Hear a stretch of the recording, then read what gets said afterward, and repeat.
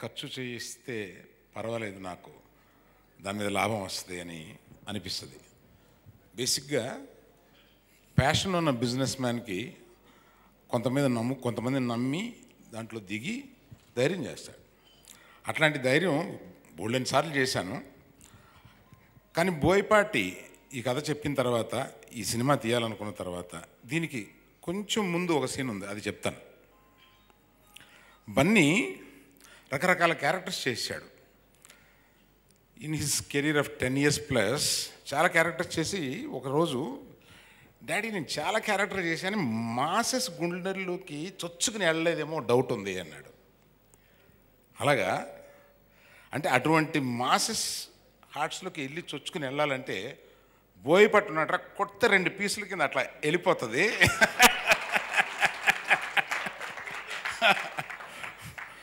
అతన్ని నీకు కథ తయారు చేయమని అడుగుతాను అంటే బోయపాటి 6 మాసాల్లో తీసుకొచ్చి బన్నీ మిస్ కాకుండా ఒక full action oriented family drama. అంటే బన్నీని ఫ్యామిలీస్ లైక్ చేస్తారు. సో ఫ్యామిలీ డ్రామా మిస్ కాకుండా అందులో ఒక యాక్షన్ తీసుకురావాలి. సో ఆయనకి కూడా కొంచెం కష్టమైన పని. 6 మాసాలు పట్టింది ఆయనకి ఆ ఫస్ట్ లైన్ తీసుకురావడానికి. తీసుకొచ్చిన తర్వాత దాని మీద ఇంప్రూవ్మెంట్స్ అయ్యి కేవలం బన్నీని ఈ రకంగా మాసెస్లోకి వెళ్ళగలిగిన ఒక శక్తి అతనికి ఉంది అని చెప్పి నమ్మి ఎంత డబ్బైనా పర్వాలేదని ఖర్చు పెట్టా అండి. I'm going to get great profit in this film.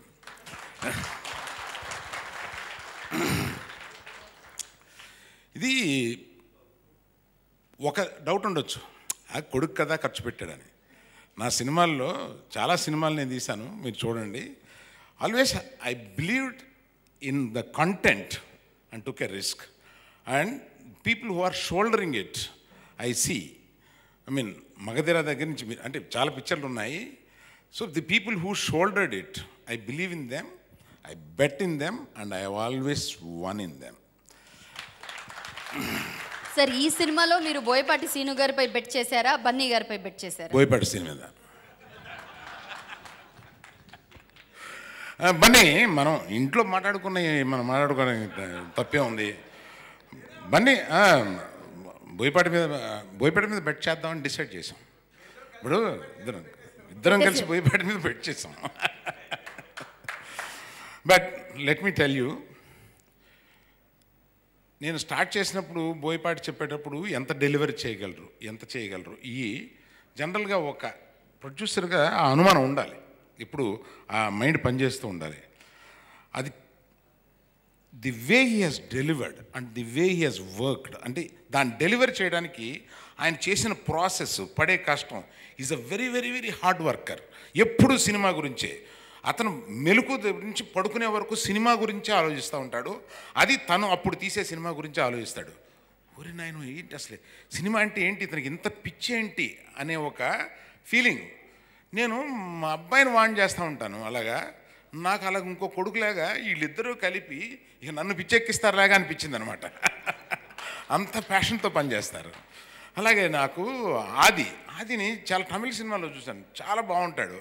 ఆ నాన్నతోటి ఒక ముందు ఆదితో చెప్పాను, see you are a hero there, నిన్ను ఒక విలన్గా తెలుగులో వేయమంటున్నాను. విజిబిలిటీ బ్రహ్మాండంగా వస్తుంది నీకు, నువ్వు ఆలోచించుకో. నేను నిన్ను పుష్ చేయటం లేదు. అటువంటి క్యారెక్టర్ ఒకసారి క్యారెక్టర్ విను అంటే సరే అంకుల్, అంటే ఒక మర్యాద కోసం సరే అంకుల్ అని వచ్చి క్యారెక్టరు విని, అంకుల్ నేను హీరోని కదా అని చెప్పేసి వెళ్తానికి ఒక మర్యాద కంప్లీట్ చేయడానికి అనుకున్నాను. ఆ క్యారెక్టర్ వినేసి వచ్చి అంకుల్ నేను సినిమా చేస్తున్నాను అని వెళ్ళిపోయాడు. అలాగా everyone, Rakul such a sweet girl. మా శిరీష్కి వెరీ గుడ్ ఫ్రెండ్. చాలా ఈ అమ్మాయిని నేను కలవకముందే నాకు చాలా చెప్పాడు, such a sweet girl. And Catherine, I never expected that you would deliver to this extent, believe me. So you are so wonderful. అలాగే నేను ఇందాక శ్రీకాంత్ గురించి చెప్పాను కదా. సో సాయి నాకు ఎప్పుడు ఏ అవకాశం అయినా సాయిని పిలవాలని ఉంటుంది నాకు. There is a kind of affection I have in him. And all of you, our music director is not there here. And one more thing, ఈ పిల్లలు కోరికలు కోరుతూ ఉంటారు. అలాగా చాక్లెట్లు అడిగినట్టు అడుగుతాడు మన బన్నీ. అతను ఎవరో ఒక యాడ్ ఫిల్మ్లో చూశాడంట, చాలా బ్రహ్మాండంగా తీశాడంట, రిషి పంజాబీ అని. అతను మామూలుగా యాడ్ ఫిల్మ్కే రోజుకి కొన్ని లక్షలు తీసుకుంటాడు. అతను ఈ 120 రోజులు మేము తీసిన దానికి ఎంత తీసుకోవాలి? చిన్నపిల్లలు అడిగినట్టు అడుగుతాడు, నా రిషి పంజాబీ కావాలి.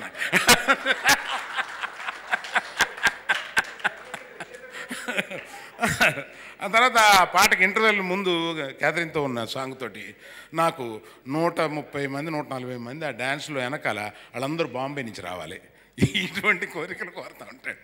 But with a confidence on the whole project and I'm very happy today to make it a blog. అంటే కొన్ని చెప్పాలి, ఆదివారం నాడు వేసిన థియేటర్లు కాక ఆదివారం నాడు థియేటర్స్ పెంచాల్సి వచ్చింది. అంటే పెంచాల్సి వచ్చింది. మాకు కొన్ని మార్క్స్ ఉంటాయి. ఫస్ట్ డే ఎటువంటి టాక్ ఉంది అనేది ఒక్కొక్కరు ఒక్కో రకంగా ఉంటుంది. ఇండస్ట్రీలో ఒక రకంగా ఉంటుంది, బయట ఒక రకంగా ఉంటుంది. యాజ్ ఇట్ ఈస్గా what is the real talk అనేది మేము నెక్స్ట్ డే మార్నింగ్ షో మీద చెప్తాం. How fast it is full అనే దాని మీద. నెక్స్ట్ డే మార్నింగ్ టక్కన్ నేను నా ఫ్లోర్ నుంచి బన్నీ ఫ్లోర్కి వచ్చే, రే టోటల్గా 10ంటికి ముందే అన్ని ఫుల్స్ అని. దట్ ఈస్ ది ఇండికేషన్ అనమాట మాకు సినిమా సక్సెస్ అయింది అన్నదానికి రియల్ ఇండికేషన్.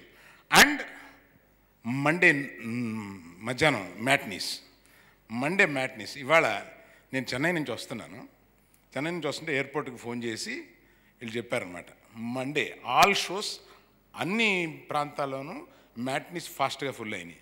అంతే అక్కడి నుంచి మాకు I started calculating my profit. I'm a business man.